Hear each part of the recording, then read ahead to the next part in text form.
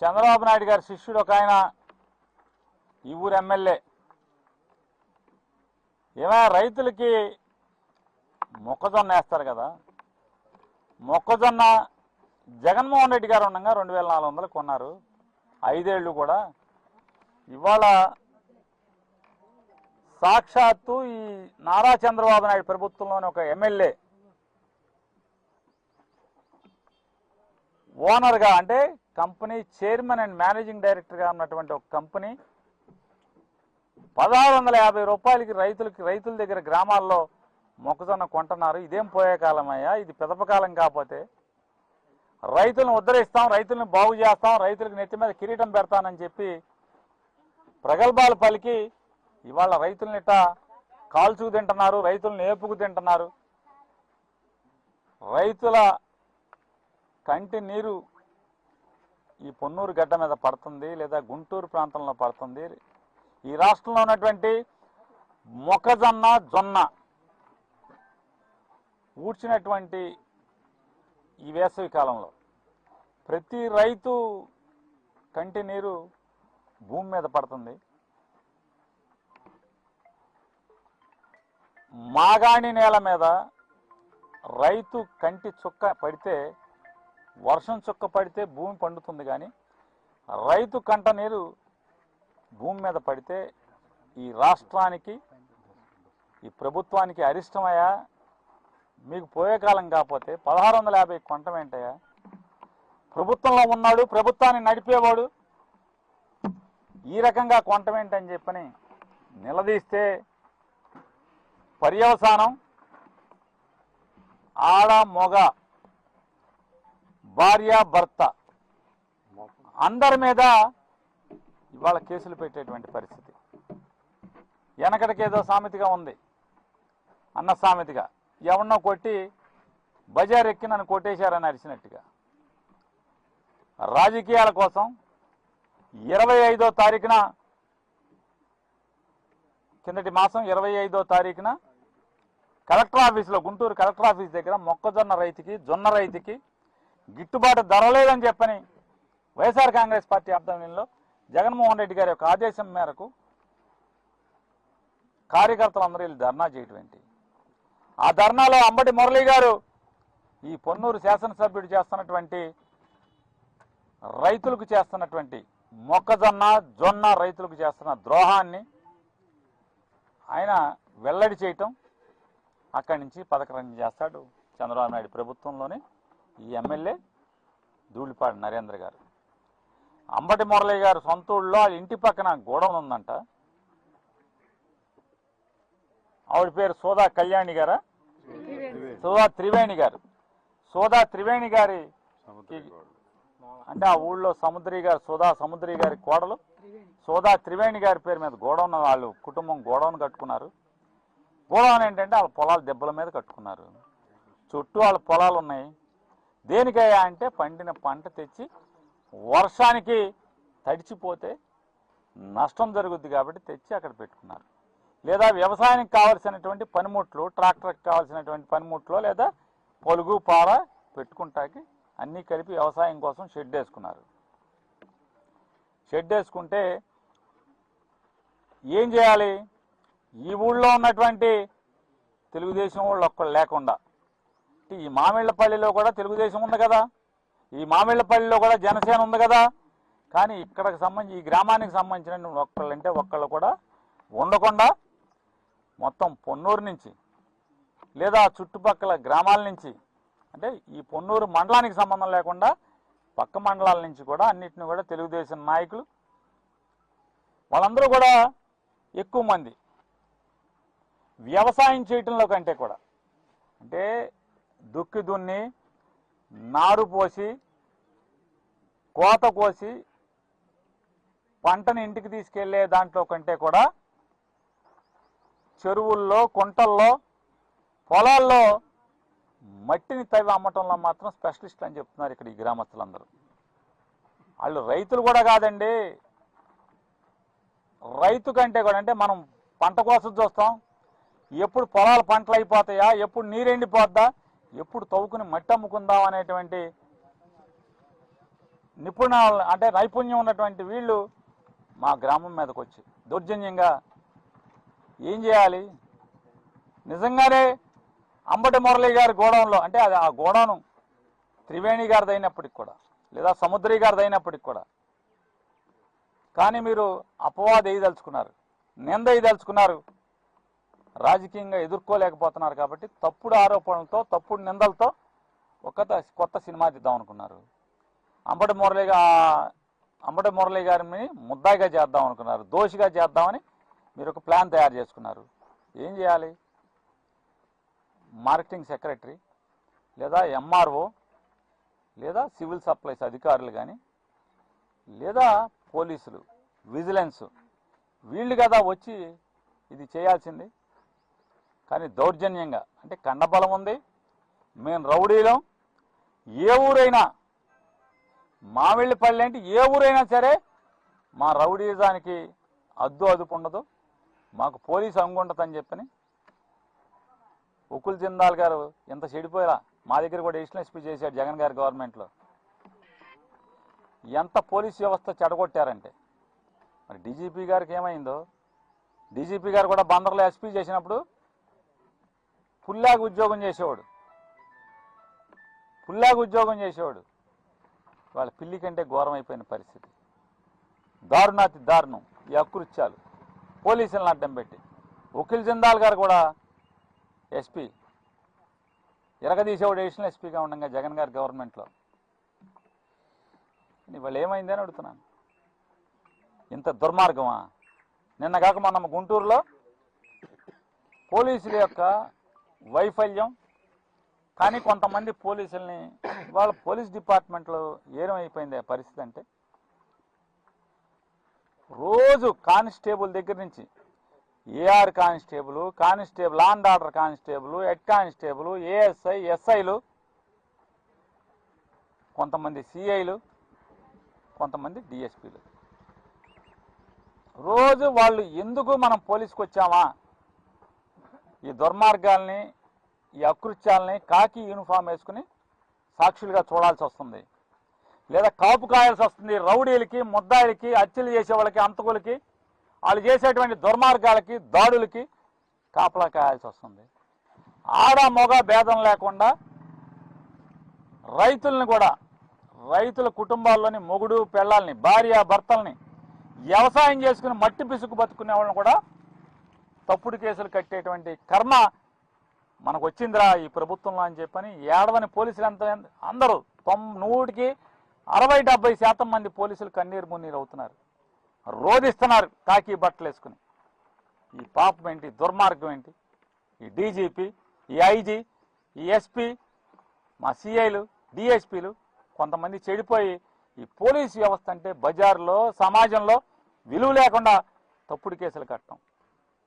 5వ తారీఖేమో, 25వ తారీఖు మురళీ గారేమో ధూళిపాళ నరేంద్ర భాగవతాన్ని బట్టబయలు చేస్తాడు. 1650 రూపాయలకి రైతుల దగ్గర మొక్కజొన్న కొని వడ్లమూడిలో గోడౌన్లో పెట్టుకుంటాడు. రికార్డుల్లో, సంగం డైరీ రికార్డుల్లో బ్రోకర్లకి ఊళ్ళో 1650 కట్టి రైతులకి రేటు కట్టి తీసుకొచ్చినటువంటి బ్రోకర్లకి, నరేంద్ర ఏజెంట్లకి 2100 రికార్డులో రాస్తాడు. కానీ కేంద్ర రాష్ట్ర ప్రభుత్వాలు 2400 కొనాలని చెప్పని ప్రభుత్వాలు చెప్తే ఇతను బరితెగించి నేను 2100కే కొన్నాను సంగం డైరీ నుంచి అంటాడు.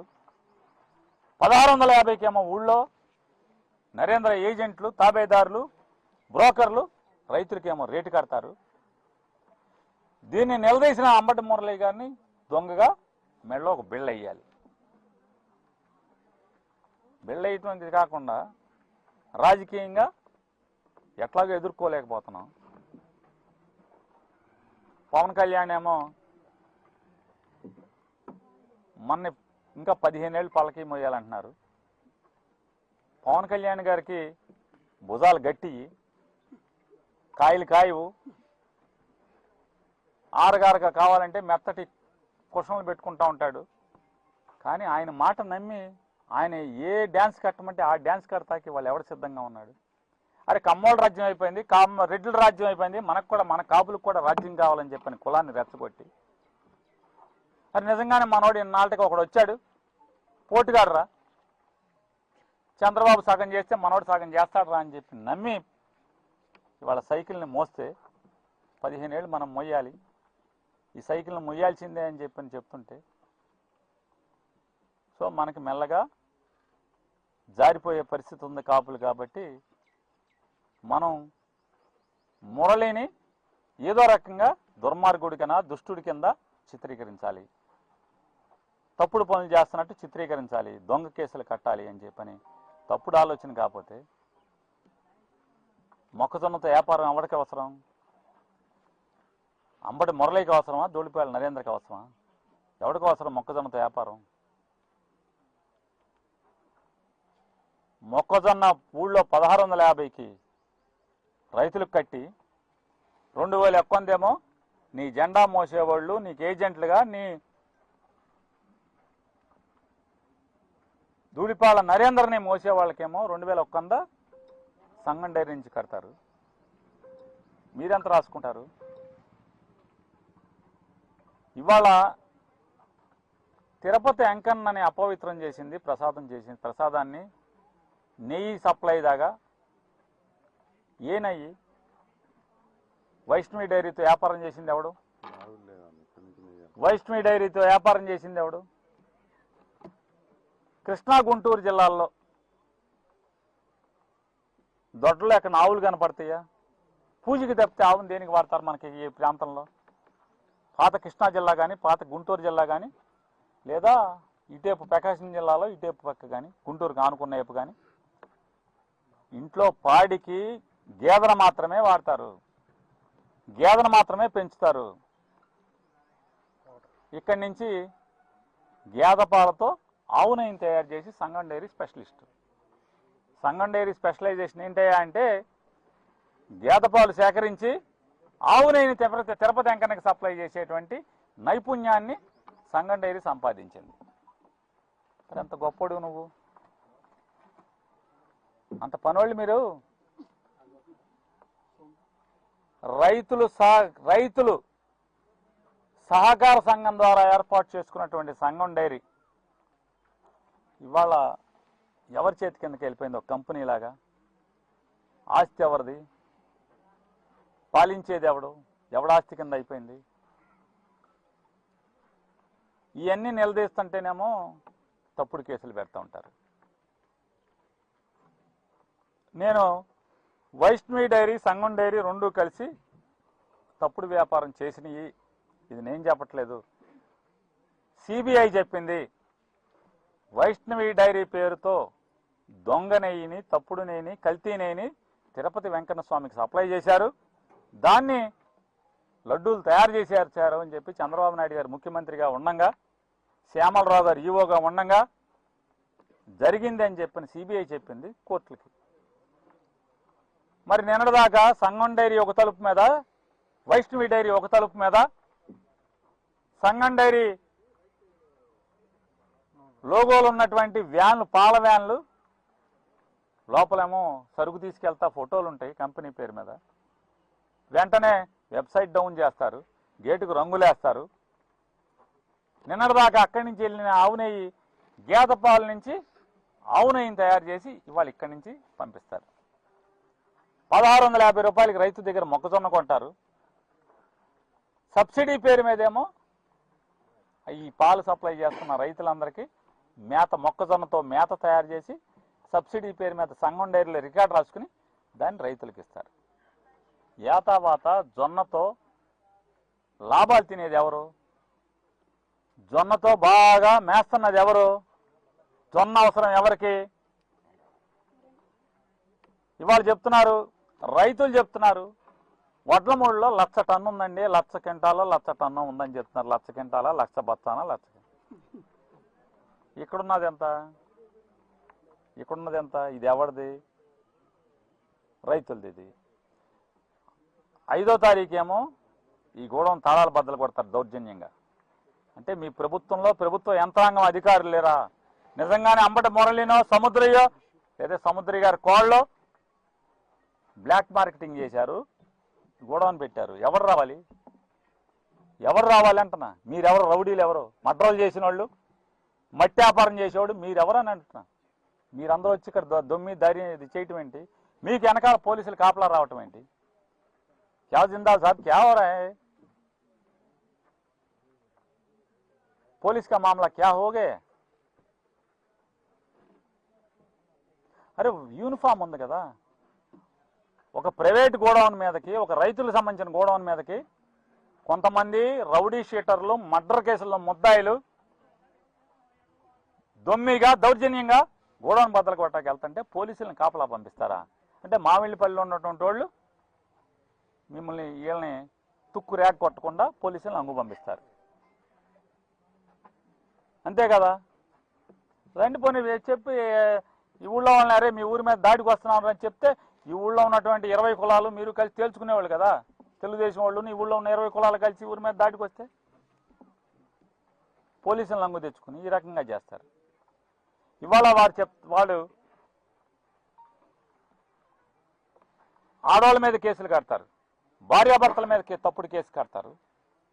ఎప్పుడు గోడౌన్ బద్దలు కొట్టి ధ్వంసం చేసి మా ఆస్తిలోకి వచ్చారని చెప్పని కళ్యాణి గారు, త్రివేణి గారు కేసు పెడితే, సముద్రి గారు కోళ్ళ కేసు పెడితే దాన్ని గట్టిగా పోట్లాడి మురళి గారు పోలీసుల మీద ఒత్తిడి తీసుకొచ్చి మీరు ధర్మం చేస్తారా, న్యాయం చేస్తారా, లేదా పోలీసు ఉద్యోగం మీరు చేస్తారా చేయరా అని చెప్పని జిల్లా పోలీసు అధికారుల మీద ఒత్తిడి తెస్తే వాళ్ళు 8వ తారీఖు కేసు కడతారు.